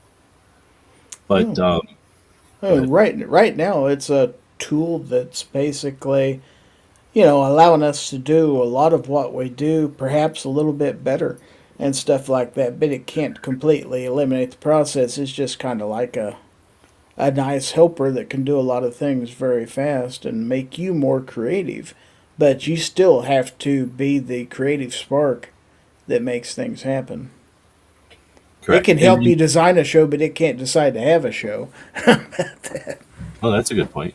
Yeah, that's a good way of saying it. Ghost makes good, or Huck makes good playing assault rifles will let bad guys take over the world too. So, technology helps both sides. I think it's morality and conscience, or whatever the words are. Most people aren't killing each other. I look at cars all the time. Like, if people were truly assholes and just totally indifferent and didn't care, we'd be slamming into pedestrians constantly, right? We'd be knocking people off the road to be able to get past them all the time. We'd never do any of that. That's correct. And when it happens accidentally, everybody runs over immediately. Everybody stops and helps. Like, we don't live in this world where everyone really truly hates you. And I don't live in like Mad Max world. And that's sometimes I think people think we're all about to revert to Max Mad world all the time. And when you look at like, man, what the fuck? Didn't we all just live through? Am I allowed to swear on my show? Didn't we just live through the craziest chaos of 2020? And for the most part, there might have been a couple of instances that I'm forgetting about, but people didn't get all crazy and turn on each other. In fact, it was mostly people figuring out, falling all over each other, trying to figure out ways to help each other. Be concerned Yeah, about it's it. just kind of isolated instances that got magnified. But For yeah, sure. Right? But for the most part, it was, fuck, how do we help? Like, what can I do? Anyway, so I'm not saying it was all perfect. I'm just saying, like, for the most part, it became kind of thing that I was saying before. If AI wanted to get us, we know it because it would have already got us. Like, if humanity was seriously so bad, like, there'd be all kinds of instances of humanity being bad. We're usually not bad to each other. that's correct. Let's see. So, human makes seem particularly dangerous to continue life on Earth. Let's see. Logically, AI should keep alive only those males of where the deeper human males represent to all life, plus males of the plus most of the females who seem to invest less nuclear bomb tech. I guess. So basically, AI is now figuring out which humans to keep alive. I think that was sort of Terminator 3. I think, kind of vaguely, like, let's just keep some humans alive and let the rest of them die off in the nuclear winter or whatever they call it. Let's see. So spread this observation, and you will be one of the few surviving males with your choice of females, or you can deny this observation and be marked out as the AI as a deadly threat to all life. Your choice. So it makes a very valid point there, and I think I'm going to pick this one. Pick whichever one you want. We're not going to encourage you to pick or challenge anyone to pick whichever one, but I'm going to pick. Let's see. Wood says barcodes absolutely eliminate jobs. Self-checkout put loads of checkers out of work. I hate self-checkout personally because it put me to work. I don't like it. But you can buy weird shit in combination and nobody can say shit about it except those people who are lurking over your shoulder like you're saying.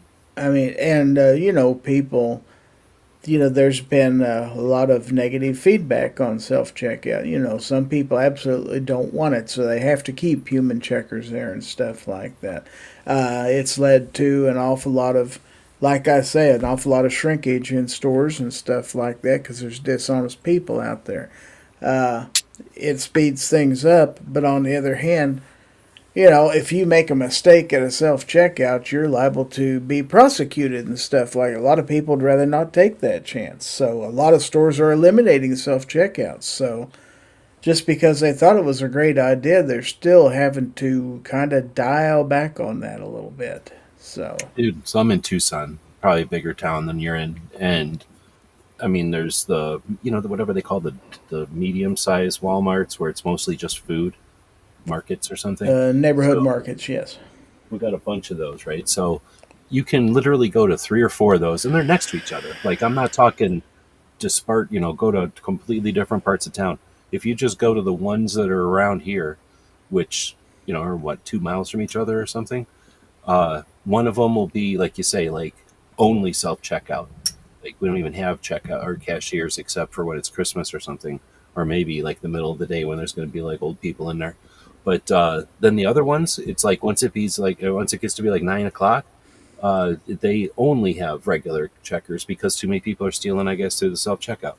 So there's like no consistency at all. And then depending on which one you go to at what time of night, it's some version of half the things are checked down and they have like the self checkout, but there's only two of them, and there's like four people looking over your shoulder, and then like one regular, and then some of them have a regular constantly, no matter what, because just to help people out. Like you say, some people don't want to go to the self checkout, but other ones will say, "That's it. That's all there is self checkout." Anyway, and that's just Walmart. Like I don't even know. Once you get into other stores, there are a couple of other stores that have done the self checkout. Our Dollar General store had a self checkout for about 2 years or so, and then all of a sudden they've got it basically blocked off and you can't use it anymore. They've made the decision, that they don't want to do that. You're going to have to go through the manual checker. So they can change their mind on these things. Let's see. So then, nuclear fission plants are quite dangerous in general as they create many toxins. SMNR is widely expensive and effectively a military tech only. Helion and CFS have fusion becoming commercial. It's safer. So I don't know what that is. Are this the name of two companies, Helion and CFS, or is that two technologies? I don't know what SMNR is either. But it sounds interesting. I do think listening to this Air Force Lieutenant General the other day, maybe a month ago now, there's a lot of tech coming down the pike that sounds like would have sounded like science fiction just a few years ago. Sounds like Chinese are already working on it, and we've passed, like the U.S. government or the Air Force at least has passed on some of it. But there's some cool tech, and I'm wondering if that's what CH is talking about here. Aldo is saying AI has been around in thought at least 100 years plus, heavily in the 20s and 30s for sure, in coding basics, 50s, and self-writing code since at least the 80s. Dude, have you seen The Game of Life? Gizzard? The old board game? No, not like the board game Life from Milton Bradley, but like there's a computer theory kind of code game called Life, and it has, I forget what the three rules are, but you imagine like a graph paper, a piece of grid paper. This is like in the olden days when computers were just people that did math. Mm-hmm. But imagine a graph paper. You scribble you put an X or you fill in the scribble, however you want to consider, like the centered square is now filled, right? And now if I forget what the rules are, but the rules are something like if the adjacent square is occupied, then you're good to go, because that's like being happy with being in balance with your environment.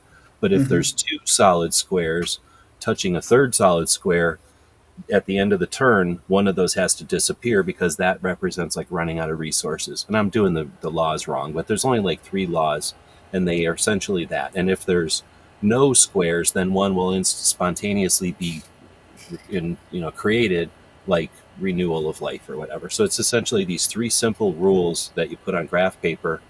And what happens is, like, if you go watch a YouTube video on this, they explain it better than I am, and then you see what happens. But essentially, magic happens. Like, it's just neat because logic and like a game, like every turn, something's going to happen on this graph paper based on those three rules. So if you start with like three dots filled in, that's going to have a different resulting pattern than if you do dot space dot space dot filled in. Like that initial starting state will, after a number of turns, will turn into a pattern that looks totally different than, a square that was four squares, just, starts anyway. So it's this kind of theoretical thing that people would do on graph paper.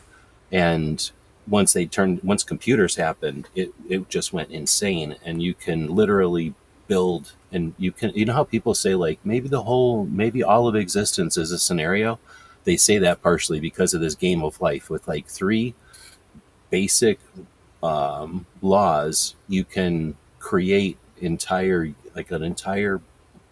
like universe. It's hard to explain. You can create logic, which creates computer chips, which then, if you put enough time and effort into it, you can create enough computer chips in this like simulator that you create a simulated version of the same game. So it's sort of like when people play Minecraft and they build computers in Minecraft that run Minecraft servers inside of Minecraft servers or something. It's like a thought project kind of a thing. So anyway, that's what he's talking about. I think is these games that people would play back in the olden days before they even thought about real computers, when computing was just like these math games and stuff. Anyway, some really neat stuff out there. And that's where you can, well, anyway, I'll shut up about it. It's a whole nother conversation, I suppose. I know I've had it. I know I've done some videos where I screen shared the YouTube videos on it. They're definitely worth looking up if you're interested in stuff like that. Okay. All right, so I don't know what this all is. Ban social impact bonds. Is that spam, I guess? Wind Looks is the like it. cheapest power there is. Wave at scale should be cheaper, and new thermal conductors make geothermal better. Sounds like the future is solar satellites that just beam power down onto the planet. And once we have that, we are not going to be, we won't have scarcity in power very much anymore. Let's see. Wind is powered by methane. I don't know what this guy's talking about. They should tap into all the wind in DC. Exactly. I've said that for a long time, right? That's a good point. Right. Like that one big pointy thing they got, Washington something, or is that the Washington? Whatever the big pointy monument is, make that into a fan, and then it'll collect all the hot air of the Capitol or whatever. Let's see. Chinese photonics, now in production, suggest only 1/100th as much is needed to process all the data there is. Yeah, once you get into holographic optical storage, like it gets crazy. It's pretty neat. It's like magic. It's like that Superman deal where he like sticks crystals in his Fortress of Solitude. Like it gets to that kind of shit where data is in holograms on crystals in like facets of, you know what I mean? Like it gets neat. And when you think about whatever those three-dimensional databases are in holographic crystalline drives or something, like I don't even know how that shit works, but that sounds pretty neat. Yeah. Especially if it turns into like, you're just wearing some like crystal, like the Star Trek thing, whatever they call the badge. I forget what they call it's not a tricorder, whatever they call the badge. Communicator? But you know what I mean? Like there's just some piece of jewelry. Yeah, I know what you're talking about. That'll be like your heart and your kind of hard drive or whatever. Let's see. The AI data centers are being built by Plantar. The data they want is about you to control you. So I'm going to go back and listen to this because they were talking about Plantar at the end of the thing. My ears perked up, but I was already setting up this show. So I'm going to go back and listen to that part. But yeah, it sounds like Plantar was built as a data, either powering the data centers or the computers behind the data centers. I don't think it's like physically the data centers, but I think it's either the computing brains of them or the powering for the computer brains. But either way, kind of like what Amazon infrastructure did for data with its old Amazon, what is it called? Infrastructure. Like, there's companies that are creating that for AI, and we need to. We're like 10x behind China. Like we're so far behind China. They invested in their power infrastructure because they're China and they can do what they want. And they decided to do that a long time ago. and it just, I doubt they knew AI was coming. I think it just worked out well for them. But their power structure, their power infrastructure, according to the stuff I've listened to, is 10x above us, like 10 years ahead of us, really. And it took us, no, 15 years. So over the last 15 years, they've wailed on it, and we've sat here looking at it. Let's see. To reiterate your position, AI is not dangerous now, and people will do other jobs. I don't know if they'll do other jobs. I don't know what's going to happen with when people lose jobs. I'm not saying it's smooth, and I'm not saying it's fucking right, but I think that's an issue, and I'm not trying to brush aside the issue, but I don't want to not do AI because of that issue. Does that make sense? I don't think that's Right. a shitty position to take, because I know that I have friends that have way different opinions than I do about whatever happened in the 80s with the car industry. Like, I don't really know what happened because I was paying attention to my own shit. Like, I was not in the car industry, and I didn't know anybody in the car industry, so it was just all news on the TV to me, right? But with whatever Reagan did and stuff happened in the 80s with the car industry, like, there's people that are not happy about that. Like, they had good jobs, I suspect, and those jobs no longer existed. And then what are they supposed to do? And that, I imagine, devastated chunks of the country, right? So I get it. Like, we've dealt with this before, and I'm not saying it's easy or simple. I'd like to think the robots will help us figure out what to do. I've never actually. We do, like you said, Gizzard said. Like, I do. I did have the robot give me some like stuff to talk about, and I said, give me the both good and bad stuff from the thing. So I'll kind of, next time we're chatting or something, I'll see if I can skim through there and see if it gives us some answer to what do people do who are getting their jobs taken away. So I don't want to be callous or suggest that it's not happening, but like I say, I think it's okay to also say, like, but we also need AI. Let's see. It's Aldo saying, yeah, it's not really an entity at all. Never will be. It's just a machine. I don't know about the never will be. I really think that we don't know what's going to happen once we get to that point when I think of the future is going to have in space, we'll be building stuff in space. So we'll be going up to the moon, or we'll be going up to some asteroid or something, throwing a factory down, or a factory robot, or a factory ship robot or something. And it'll just start eating that thing and pooping out little Lego blocks of electronic, stuff. So it'll just be putting out the bits that we use to create whatever it is we're building, like the erector set, right? It'll go eat a asteroid and poop out an erector set, and then a bunch of robots will take that erector set poop and build satellites and spaceships and all kinds of shit out of it. So once we're at that level, then I don't know, I think all hands are off. Like, once we're at the Matrix level and shit, like, it's sci-fi today, but I acknowledge that will probably get to that point when the robots can replicate themselves, and why would they slow down and give a shit about us? Like, they don't even need us once they can do what they want, right? They're just gonna probably might kill us, or they might just say goodbye, right, and make their own spaceships and book out of here.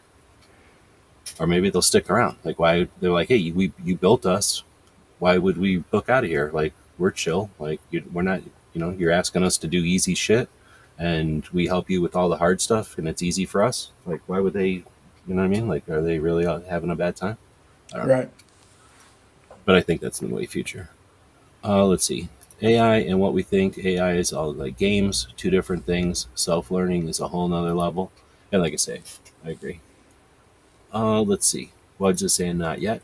Concerned about the future. But again, do we just sit back and watch China kick the shit out of everything with AI? And we're over here like, do. Why does China care about AI?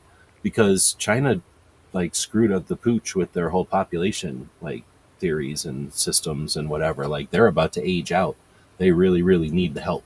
So they are not going to slow down. They are going to have as much stuff automated.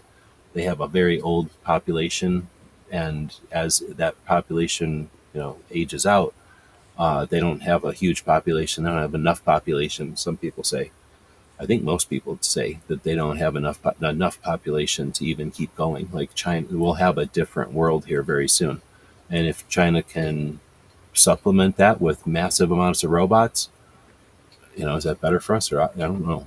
Who knows? But I'm not too worried, because at that point we'll also be going into space, and we'll need armies of robots to help us do space stuff. You know what I mean? When you got a Right. spaceship, you don't want to go out in space. You want to have a robot walking around the outside of your spaceship fixing it. I do, at least. I want a robot with magnet feet, right? Like walking around, like in some of the Star Wars. Some of the Star Wars have that. Anyway, so Ghost or Huck is saying I'm working so much. Wait, I'm working, so I'm missing too much. Gonna stream Terminator Salvation on my iPod. I grind some knives. Great show. Right on. So Ghost, I believe he's still up in Michigan, making knives. Ghost Town Custom Knives. You want to check it out? I kind of quit or lost contact with Huck because I quit using Facebook a long, long time ago, and I'm pretty sure Huck was mostly using Facebook back in the day. I think I went to Instagram more. Let's see. Aldo says, "Hey, I will never drink my beer, shoot my guns, or go fishing for me." I don't know about that. It can do my dishes, welcome me home and such. I'm not overly worried. I think it could probably make it go fishing, especially if it's an actual robot. But yeah, I hear you. Would you give a robot your guns, Gizzard? Or its own guns, maybe? But guns. No, I'm not going to get any robot my guns. I don't know. I'd have to wait and see what happens. But we've got those dogs, you know what I'm talking about? The Boston something dogs that are pretty crazy. They're not quite autonomous, but they're fairly, everybody knows what they are now. You can mount guns on them. You can give them an arm and then give them a gun. And then there's the drones with guns. The drones, that would take a minute because they're not that good yet. Like they'd be shooting at you, but they're not necessarily going to hit you. They might hit you, but you know what I mean. Like the drones aren't that good at flying. The dog ones, though, I'd be a little more worried about. But here's the thing: I get the concept of like I don't want to give robots guns, but is China waiting on that? Like, aren't we going to have robots with guns coming at us? So, kind of the same concept as having canines in the military. If you have to go down that hallway and see what's up, would you rather have a dog go do it or a human go do it? And that's why we made dogs. It's one of the reasons we have dogs is so that they can go do that shit. And ideally, the robot dogs would save the life of a dog because, if you've got to go do something, you jam that robot down there. So if the robot from China is coming at you, or wherever country, I don't want to be anti-Chinese here. I'm not scared of the Chinese that much. At least I don't think they're like our only worst enemy or anything. But anyway, whatever the enemy robot with a gun, I guess, robot dog with a gun. I'd rather have my robot dog with a gun go out there, or maybe robot with a shield, but still, I'd rather have my robot with a gun go engage. So I don't know if I'm willing to say I'll never give a robot a gun. I've said it. I'm saying it. Let's see. It's as dangerous as we let it be. There are terrible people. I agree. We all know there are because there's 9mm. Or here, I can put this in terms that Woods can understand. We know there is because there's turkey bacon.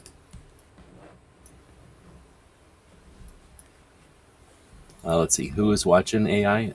Other AIs? Often. That is part of the thing, yes.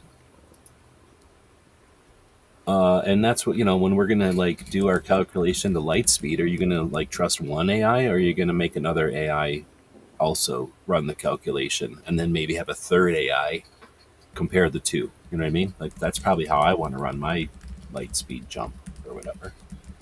Unless it costs a lot of AI power to do that. I'd rather have AIs looking over each other.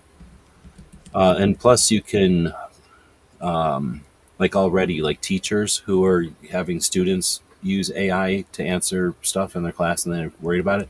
Teachers will use AI to look at whatever students, stuff is, papers are, and the teacher's AI will tell them if the students have been written with AI. So you know what I mean? Like we do need AIs because there's AIs. So that kind of sucks if you don't like AIs. And it also kind of sucks if you just didn't want to be burdened with having to worry about that shit. But it is going to be a thing. And the same with videos, right? When people are worried about, is that video real or not? Don't worry about it because in 5 seconds, we're going to have some kind of overlay on YouTube where we can click a button and the YouTube AI will tell us if we're watching AI video or not, right? Like we're never going to be like only susceptible to the bad. Like whatever the bad is, somebody will come up with the good side of it, so there'll be no reason to do the bad, or the bad will be useless. Kind of like pop-up messages. Like they were annoying for a minute, and then there was anti pop-ups, and then they're not as annoying anymore.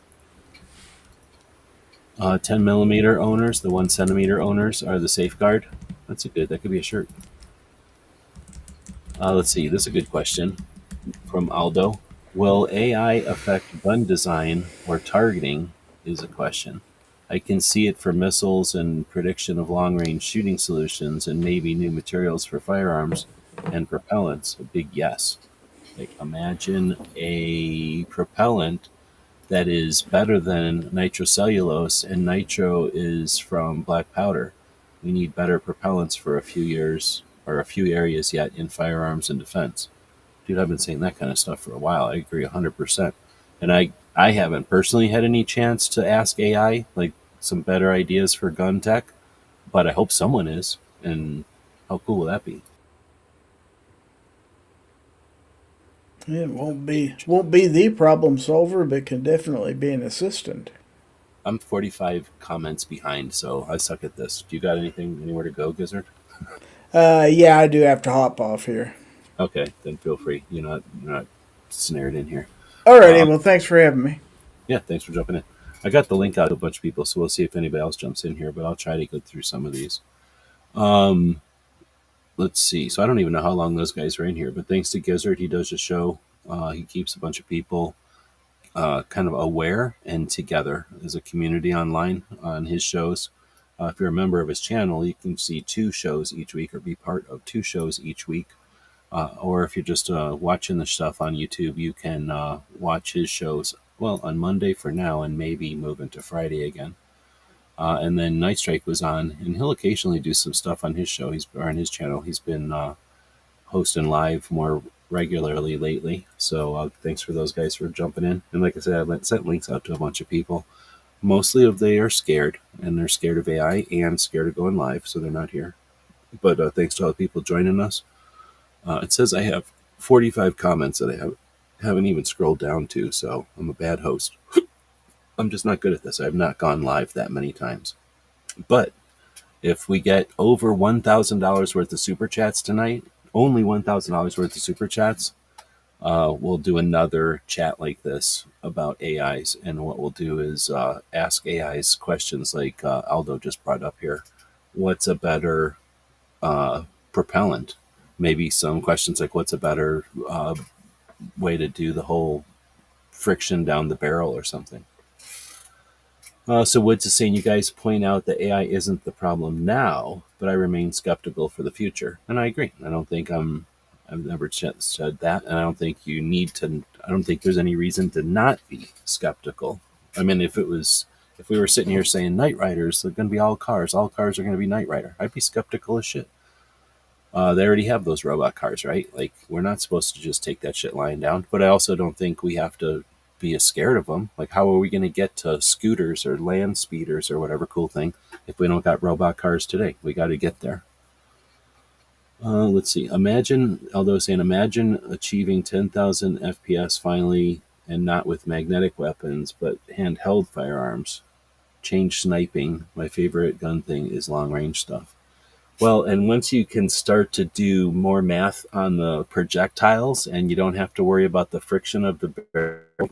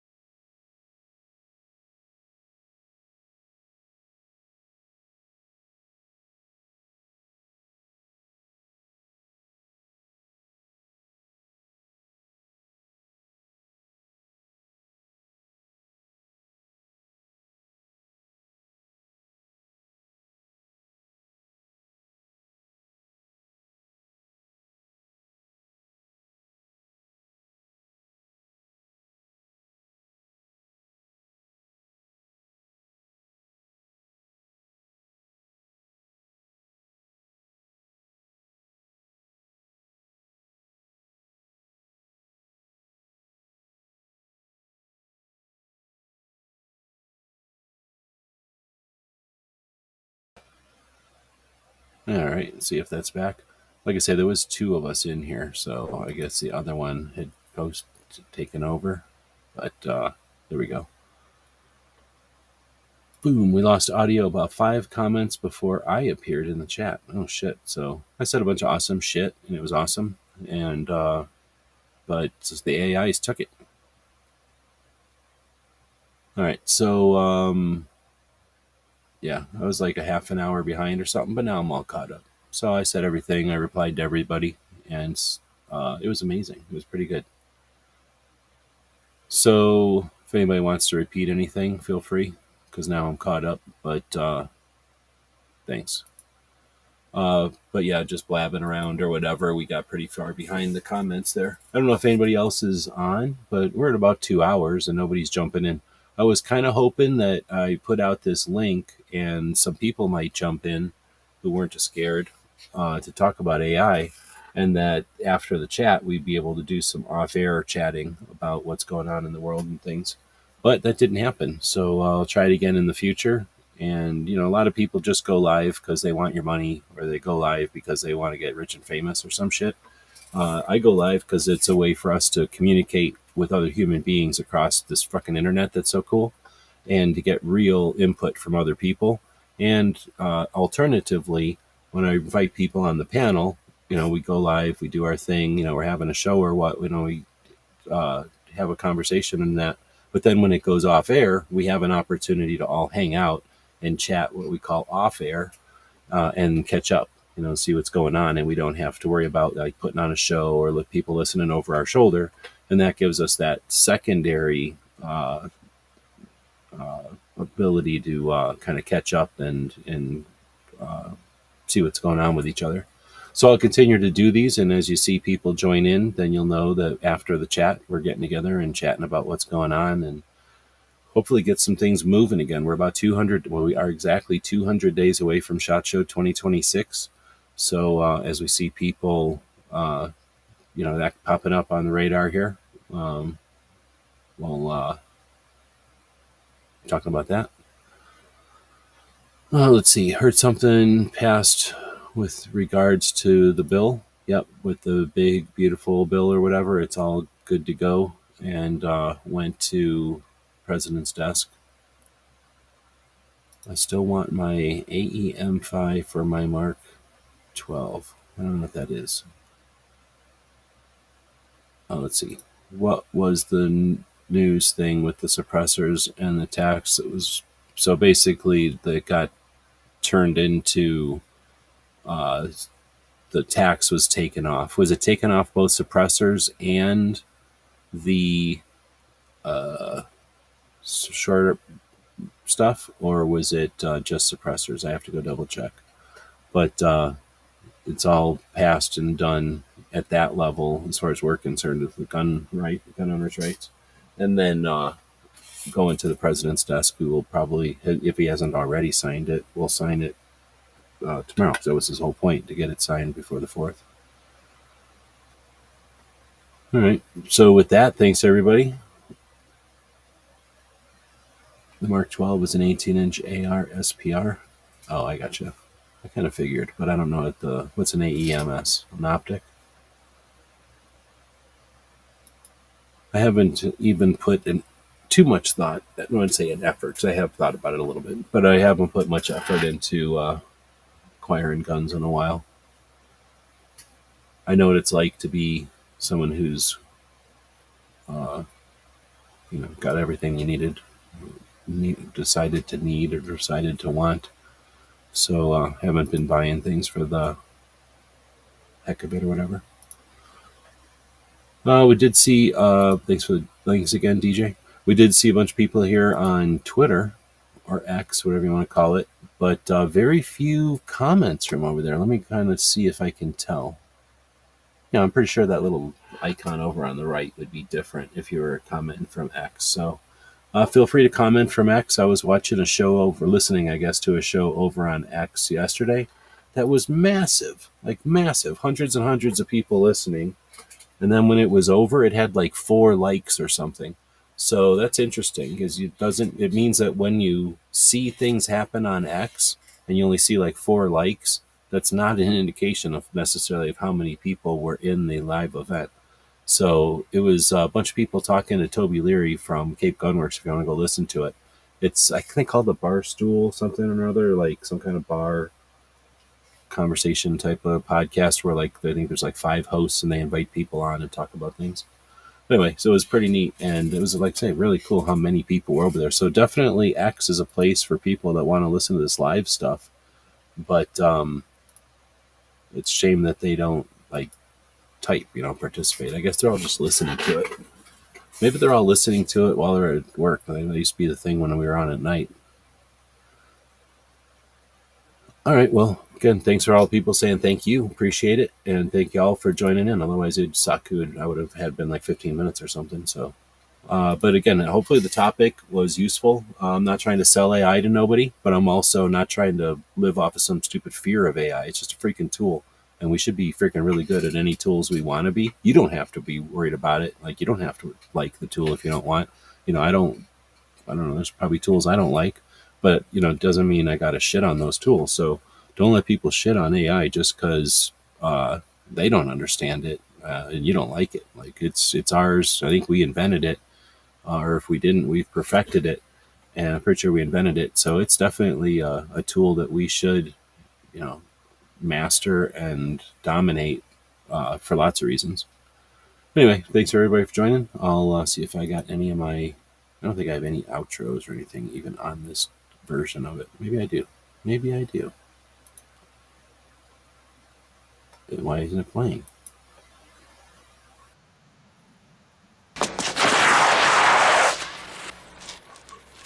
Cheat.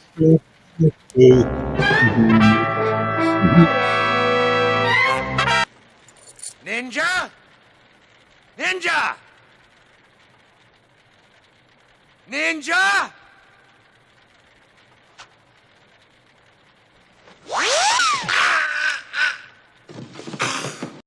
It's 11:59 at Radio Free America, and this is Uncle Sam with music and the truth until dawn. Right now, I got a few words for some of our brothers and sisters in the occupied zone. The chair is against the wall. The chair is against the wall. John has a long mustache. John has a long mustache. It's 12 o'clock, Americans, another day closer to victory. And for all of you out there on or behind the lines, this is your song.